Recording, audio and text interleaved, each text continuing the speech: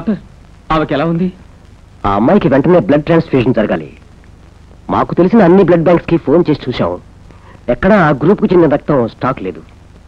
Sudha blood group ఏమి doctor? O negative. Doctor నాది కూడా ఓ నెగిటివే.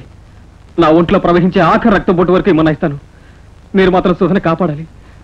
నా వల్లే ఆమెకి ప్రమాదం జరిగింది. Please doctor.